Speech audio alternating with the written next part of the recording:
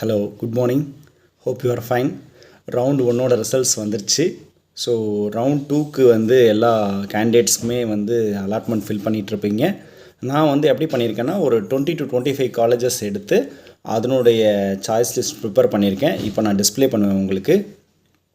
Departments எல்லாமே தனித்தனியாக போட்டிருக்கேன். ஏஐடிஎஸ்க்கு ஒரு லிஸ்ட்டு, இசிக்கு ஒரு. வணக்கம்.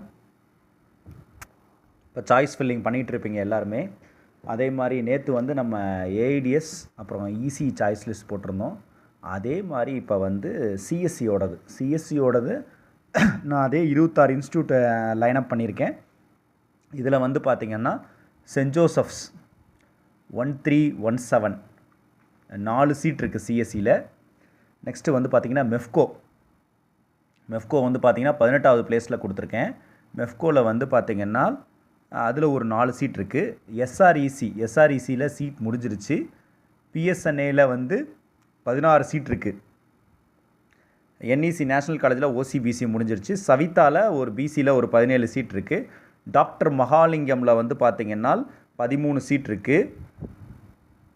அடுத்து ஸ்ரீ சாய்ராம் இன்ஸ்டியூட்டில் பார்த்திங்கன்னா ஓசியில் 5 இருக்குது, பிசியில் 37 இருக்குது.